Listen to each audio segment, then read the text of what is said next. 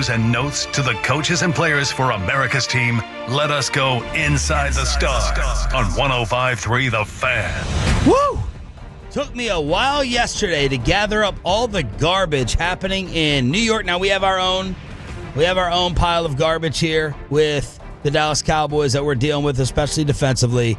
But the New York Jets are already melting down after losing to the Dolphins, dropping to 0-4 on the season. Of course, that is the Cowboys' next opponent. Good morning, Metroplex. Shout out to the 6 a.m. Club, our best audience of the entire show here on Shan and RJ. Bobby is out with strep. And when I went to college at American University with a bunch of kids from New Jersey and New York, I did learn that the New York teams are grouped together with Yankees, Rangers, Knicks, and then Nets, Islanders, Mets, Jets. That's just the way it was taught to me. And the Jets-Mets side is cursed, and we have that again in the last week. Well, we do, but also now Yankee fans are upset with the Jets. Why? The Jets decided to post this yesterday. October baseball greater than. Oh, no. And it's a picture of all the Yankee players with the Jets logo and the Jets Twitter account. The Giants didn't do this. And they're thinking they cursed them? The Yankee fans are like, y'all aren't like 90% of your fan base isn't even fans of our team. I was just about to say, who has more of a right to be mad? The Yankee fans over that or the Mets fans? Yeah, because this is not like New York's not like a one like if I'm sorry. Yeah. Would it be the Jets fans? I'm getting mixed up. So like if the Stars wish the Cowboys good luck. Yeah. No big deal. No big deal. But like in like LA or even Chicago or New York, you've got like multiple teams. You're like you're alienating like 80% of your fan base. So what account tweeted that out? The Jets. The Jets, yeah. So if I'm a Mets fan, I'm more upset than a Yankee fan. For sure. Now Yankee fans are like, whoa. Keep your Stay away. Cursed Jetsisms yes. over there. Stay away. Stay away. And of course, the biggest Jets fan, I think, on national television is Mike Greenberg, and he went off on his team after the Monday Nighter on Get Up. Jets last season, I thought, were the worst coach team in the sport. I thought that the hiring of Aaron Glenn, at minimum, who I'm inclined to like because he is a former Jet and all the rest of that, I thought that he talked a lot about setting a foundation and a culture of toughness, discipline, not making mistakes, not shooting yourself in the foot or anywhere else. The Jets commit penalties on every play. They have fumbled 2 kickoffs this year, both of which cost them dearly. They turned the ball over repeatedly last night. The Jets look like a poorly coached team. They do unimaginably dumb things. And last week, the coach said, same old Jets, we're not that. I don't even know what that means. Guess what, Coach? Just put the tape on of the first 4 weeks of this season. You are exactly the same old Jets, and the person whose job it is to change that is the coach. They need, I don't care how many games they win or lose. If you play this dumb, it doesn't make any difference. They committed 16 penalties the other night, 13 accepted for 101 yards, 3 fumbles, all recovered by Miami. Aaron Glenn joins Adam Gase and Lou Holtz as the only coaches who start their Jets career with 4 straight losses. I did not realize Lou Holtz coached the Jets. No Jets coach has started. I'd like to know where Lou Holtz is right now. Wasn't he? Did you send the Lou Holtz story? Someone suggested that Lou Holtz. Oh yeah, yes, it was Phil Mickelson. Yeah, so Phil, the commissioner, the Ryder Cup captain. Yeah, is that what he said? Phil posted on Twitter. Lefty is going righty hard. Yeah, somebody was like, Europe's excellence. There's a trust, established unity, and stuff like that. And he goes, we should look outside of golf to Coach K or Lou Holtz. Golf is an individual sport, doesn't have teamwork and support systems of partnership and analytics and personality traits. The Europeans have a template that teaches and explains these skills. The U.S. doesn't. He says, if Lou Holtz or someone similar took over, it would be built upon what they did as a team sports coach. I never thought I was going to see this. I think there's zero chance. Like a really dumb Phil golf take. You never thought you'd see that? That's one of the dumber takes I've ever seen. It's just like bringing in Herb Brooks to coach USA baseball. It'd work like that. Here's the other misery for the Jets. No Jets coach, of course, has started 0-5. Braylon Allen lost a fumble at the 1. First player this season to lose a fumble in a goal-to-go situation. His first fumble in 20 career games. Then he got hurt with a potentially serious knee injury. So the Cowboys are going to catch an injury break with probably no Braylon Allen. Justin Fields lost a fumble on the second possession as the Jets became the first team since 2020 to lose a fumble on their first 2 drives of a game. Both teams, Miami and New York, began the night with 0 takeaways. The Jets ended the night with 0, becoming only the 5th team in the past 90 years to be 0-4 with no takeaways. So you think your Dallas defense, which you're right, has a really hard time trying to generate any turnovers, as Brian Schottenheimer told us in his Week 1 interview every Friday at 8:20. Our goal is to win the turnover battle every game by 3. The Jets don't have one yet. Right. In 4 games. On Monday night, they had 9 offensive penalties, tied for their second most in a game over the past 25 years. 5 came before the snap, and they ran the ball well, 197. Justin Fields had 81. All of that in the first 4 weeks for the MESS. It is a MESS. But reading all that kind of scares me. It does, because they're due. Yeah, they're due. They're due. And, I get it. He's trying to build a culture or whatever.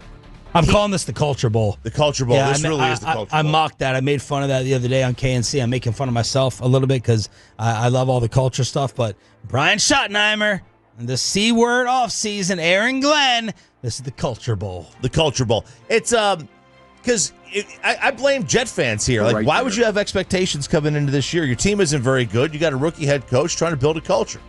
With a quarterback that we think could be a bust. Right. Like, you have to really use the blueprint, because Aaron Glenn's going to try to remake what Dan Campbell did in Detroit. And if you remember what happened in there, they were like 0-10 his first year. It's not. This is not like something that's going to be fixed overnight. They're a bad football team. I mean, they also, though, like, really, if you look at the games, it's not that terrible. They lost by 2 to the Steelers. They lost by 20 to the Bills. They lost by 2 to Tampa. And then they lost by 6 to Miami. Now, I'm not watching these games first and fourth quarter, so I don't know. Because the Miami game was a blowout. They kind of scored a little bit late. I don't know how the Steeler and the Tampa. They should have beat Tampa, right? Tampa Bay came back at the very end. Yeah, they were ahead with a minute to go. Yeah, so they're not getting destroyed in these games except for one. They were behind pretty good by Tampa, and then they had a furious comeback, and then they had the block kick. Right, that blocked extra breath. That's the video of Aaron Glenn dancing down the sidelines wearing all black and a jacket on a 120-degree day. But yeah, Tampa had to come back. The concerning thing is that their defense doesn't look like it's great, and that's the hallmark of that team. That team's been a good defensive team. And you have some recent Cowboy defensive numbers. I do. Was going through some numbers here, and my handicapper told me, like, hey, look at their yards per play. I was like, all right, let's go look at this. So I went and looked, and the Cowboys' yards per play allowed on defense. So that's every play. Every time the other team gets under center, they average about 6.4 yards per play, right? About 6.4. That's one of the metrics Vegas uses to come up with their betting lines. So they take your yards per play allowed defensively and match it up with the average in the NFL. Well, the average in the NFL is 5.2 yards per play. So you're 1.2 yards per play different. Each tenth is worth 0.2 points. All right? So where's Kevin Hagelin? Right? So the Cowboys, just by walking on the field defensively, are 6-point underdogs to the other team. Just by walking on the field. Now you offset that with the offensive numbers, and they're better. They're gaining 5.9 yards per play to 5.3 for the league average. So you're getting back 3 points. So it's just by walking on the field. Your defense is so bad right now that even your offense can't make up for it. So on a league average, you're 3-point underdogs to every team, league average. Wow. Automatically 3 points. Just on the bare minimum. So the Cowboys right now are favored by 2.5 over the Jets. Mm-hmm. And it's in New York, right? Yeah, it's in New York. So that would, if their defense was average, it'd be a 6-point spread. because you're getting back 3 points from the offense. Stephen Jones was asked on the KNC Masterpiece. Jerry tried to sell us yesterday a little bit, but what measurements are there to make any of us think the defense is actually getting better? It's the guys getting their hands around how to execute the defense. And I think they're getting their hands around it. I think they're understanding it. Still takes all 11 to be, to get the job done. And, we're just having some little things there that cost you when you don't execute the call on defense. But I do believe that, the guys are getting their hands around it. Certainly a blow there to lose Hooker. He's the quarterback back there and great communicator. And so that was a tough one to lose in the game last night. But, and I do feel like, with getting Clowney in there, I do feel like we're starting to, albeit, we're not getting the production with the sacks. I do feel like we're getting more pressure. You're 4 weeks in. You're not getting literally any stops in the second half. So that's improvement. And you get, I think that clip says everything right there from Jerry Jones. And in terms of pressure, no. Justin Houston had his fantastic play, but I wrote down the other night against Love. They were missing 2 offensive linemen, by the way. The Cowboys had 1 pressure on his first 14 dropbacks. So, no. The Cowboys are trying to sell us like our run defense is good and fine, and we're starting to build that pressure up a little bit. You're literally getting 0 stops in second halves. So I am worried about Justin Fields running around like it's it's street ball. I think you should be. It's one of the things he does well. He torched us a couple years ago when he with his legs when he was here playing for the Bears. It's going to be an interesting one. I mean, like this defense, you can't trust this defense. You can't trust this defense to do anything. And Stephen Jones, of course, brought to you by Window Nation. We had our Micah Parsons PFF fun yesterday, 7:20. We went into a lot of great detail about how to evaluate. Well, yesterday, is this guy? What is this platform? Pepe, had you ever heard of this? I'd never. I guess it's a podcast platform, I think. I don't know. Woodward Sports. Neil. Bro, Reba. Neil.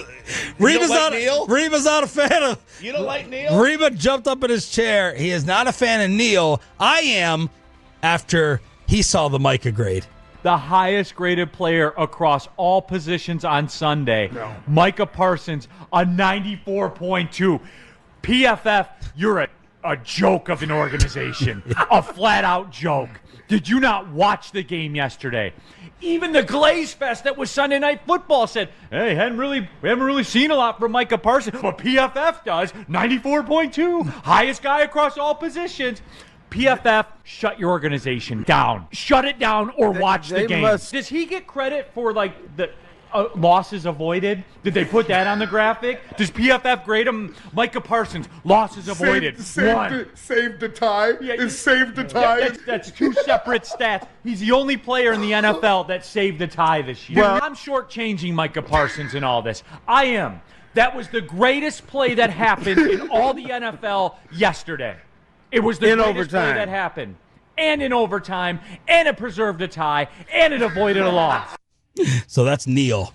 I don't know why people are so triggered by PFF. So it's really amazing. Like if you don't like it, don't look at it. Well, we don't like having anyone tell us how to watch or tell us what we're seeing is incorrect. Right, because people don't want their narrative to be skewed. Like, it's just a counterintuitive way of looking at it. I don't know why it gets triggered I don't know why he was so triggered that he had to go on a rant. Ask Bobby.